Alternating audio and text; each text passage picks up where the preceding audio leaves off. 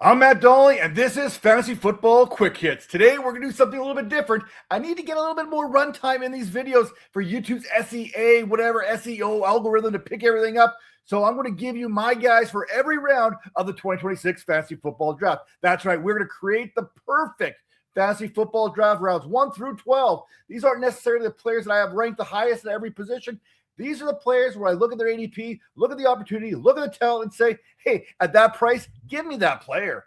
Now, I'm looking at players who can outperform where they're being drafted, and players with legitimate league-winning upside, and players where I think if the fantasy football market has the price wrong. You got the price wrong, Barker. Now, let's go round by round, and let's start at the top of the draft where I'm selecting Amon-Ra St. Brown. Right in the middle of that first round, if I'm picking the back half, I feel even better about this. Amon-Ra St. Brown is one of my favorite selections on the board. He's probably the safest selection on the board, especially in PPR formats. This isn't just about me liking the player. The production has been absolutely ridiculous. In 2025, St. Brown caught 117 passes for 1,401 yards and 11 touchdowns. And we also know that he finished as a top 4 wide receiver in fantasy points per game in each of the last 3 seasons. His best season, he topped 20.7 fantasy points per game, and that's what you want on your first-round pick. We're talking about consistency here. You look at some of these other first-round picks, they've been kind of up and down over the last 3 seasons or whatever you want to look at it. St. Brown, he has been that guy. Volume, touchdown upside, and an elite offensive environment at the ADP of 8.2. You're not getting a discount. You don't need a discount. Give me the player with a high probability of being a difference maker. Amon-Ra St. Brown, my round 1 guy.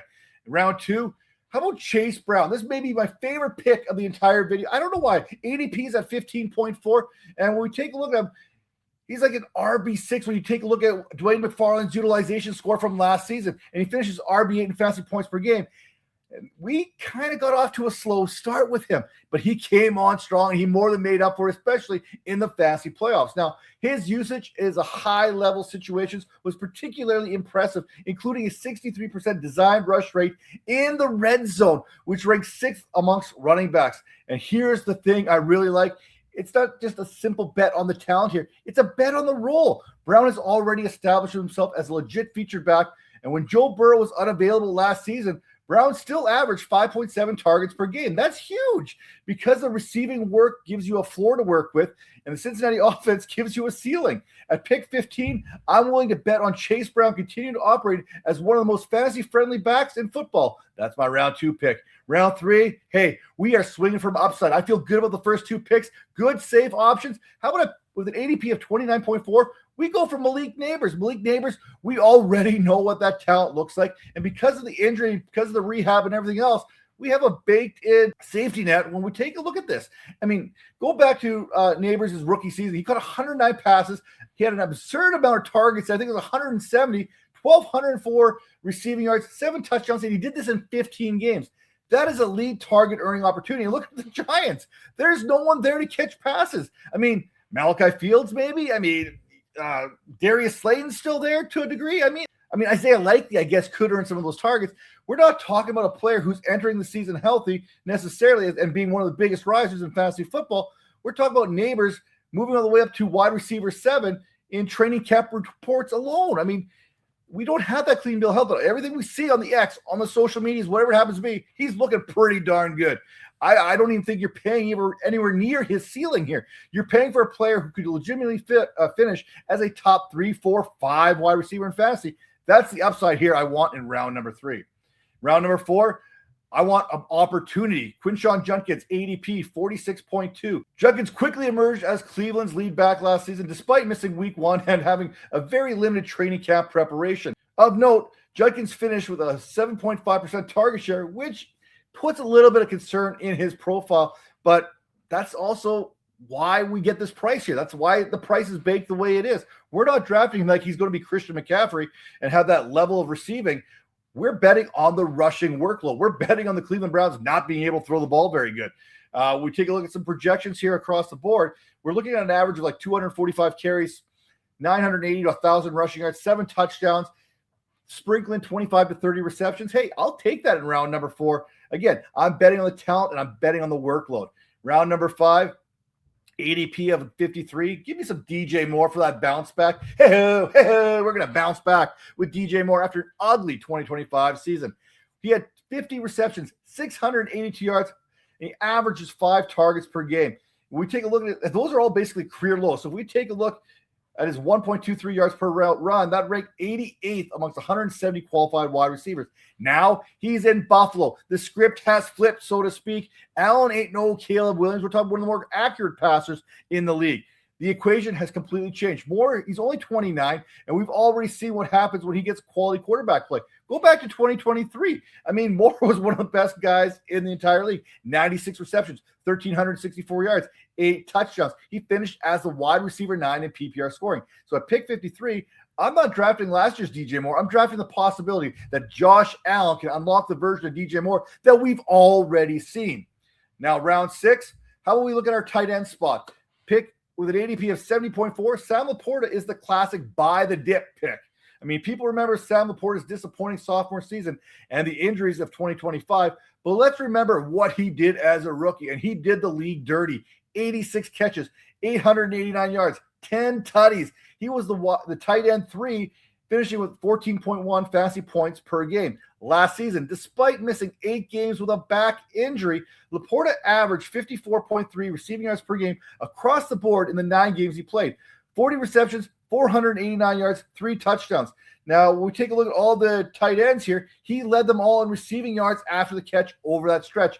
That ADP of 70.4, I'm willing to bet on a healthy LaPorta getting things going once again. Now, up next, we're going to talk about the back end of the fantasy football draft, including one of the most hyped names this offseason.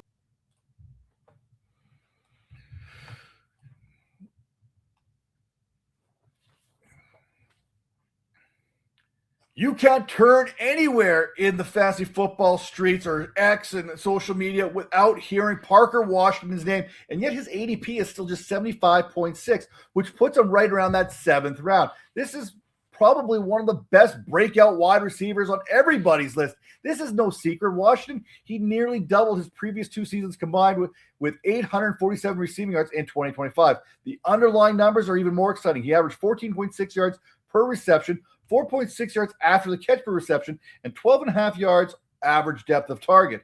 When we take a look at some trading cap analysis, Washington is posting a 21.4% targets per route run rate there and a 2.06 yards per route run, along with an 18% target share in 2025. So if we take a look going back here, from week 10 onward, Parker Washington, he was averaging 14.6 fantasy points per game.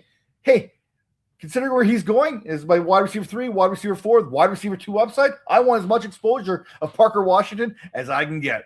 In round number 8, let's keep the PPR goodness going. Let's keep stacking that wide receiver room with an ADP of 98.4. How about a little bit of Wan'Dale Robinson?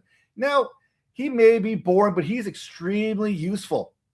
Wan'Dale Robinson, this guy, whatever it happens to be, he just gets targets. He's now recorded 140 targets in back-to-back seasons, and in 2025, his average depth of target jumped from 5.1 to 9.1 yards.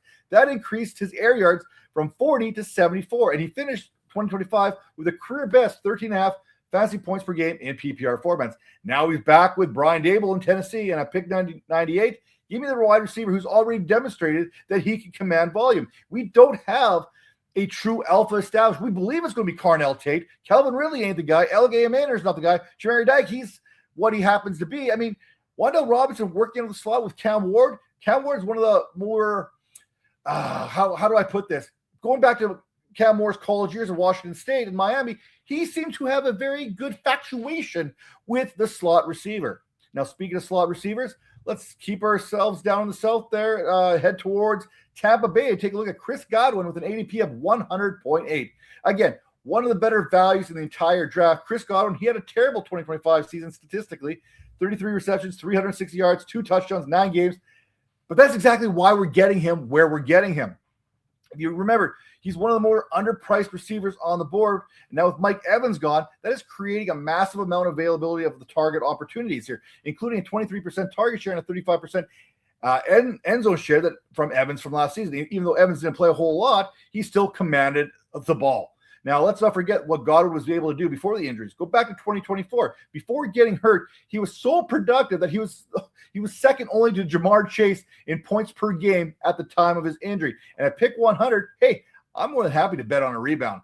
And speaking on the rebounds, how about some Stephon Diggs at 109.2? We are loading up this wide receiver room late in the draft, and I'm completely comfortable taking the veteran here because look at what Stephon Diggs did in 2025. 85 receptions, 1,013 yards, 4 touchdowns, 102 targets. That was his 7th 1,000-yard season in the last 8 years. And despite that limited usage, he still averaged 2.42 yards per route run, ranked 8th amongst wide receivers, and he also had an 83% catch rate, which was best amongst the qualified guys we're talking about here. Yes, he's 33. That's a concern. ADP 109, I'm not concerned about that age all of a sudden. You can take that right off the board. And we already know Stephon Diggs is going to come in here and actually have a significant role on this team. So we're talking about a guy who's a proven 1,000-yard receiver that you're probably getting as wide receiver 4, wide receiver 5. I wouldn't even be shocked if he ended up creeping into wide receiver 2 territory. Round 11, let's take a look at our quarterback. We've put so much together early on. We've got a roster pretty much set. We need a quarterback. And with an ADP of 137, Baker Mayfield, baby. You know where I'm going with this. This is why I want to wait on the quarterback position. Baker Mayfield's 2025 season, again, not great. His fantasy production, it dropped from 19.4 fantasy points per game in weeks 1 through 5 to just 15.5 from weeks 7 through 18. That's about a 25% decline. But injuries added up. Not only to Baker Mayfield, I mean, dude had like bruised up biceps and everything. He shouldn't even been on the field, but he had no wide receivers. Jalen McMillan got hurt. Chris Godwin got hurt. Mecca Ibuka, he got hurt. I mean, I don't even know who he was throwing to towards the end. I mean, they brought Sterling Shepard out of wherever he came from. But remember what he did in 2024. 4,500 yards passing, 41 touchdowns. He was averaging 20.1 fantasy points per game. And I picked 137. Again, I don't necessarily need him to repeat 2024's production. I just need him to outperform the quarterbacks that you're going to get in round 12, 10, 11. I mean, it doesn't matter. I know he's going to outperform everybody. I got him as a sneaky QB5 or QB8 this season. So I have him as a top 10 fantasy quarterback. Maybe it's bold, maybe it's not. We'll talk about bold predictions on another show. And to round out this, I'm going back to Cleveland, and I'm going with Dylan Sampson with an ADP of 169.3. I want to take a huge swing here, right here with this pick. I mean, this is exactly the type of player you want late in your drafts because at this point, you're not drafting for the floor. You're drafting for league-winning upside. And Sampson, he's already showed a receiving ability as a rookie. Going back to that game there, he had caught all 8 targets, 64 yards, and we take a look at his profile. There's optimism here. And here's the important part. If something were to happen to Quinshon Judkins, Sampson's value changes drastically. We're talking about a running back with a receiving upside floor that could also potentially see 250, 275, dare I say it, 300 touch type volume here if something were to happen to Judkins. And again, you're getting him with almost the 170th pick of the draft in the 12th round. You're not going to find better players to stash on your roster. Basically, the common thing when I take a look at everyone here isn't that I think that every one of these players is going to finish absolutely the top of their position. I think they're going to be, but I do believe that based on the price, there's enough upside here to make every single pick worth it. And that's how I'm approaching all my drafts this year. I'm not asking, do I like the player? I'm asking, do I like the player at this price? Because that's where fantasy football leagues are won and lost. I'm Matt Donnelly, and this has been Fantasy Football Quick Hits. The time to lock on is now.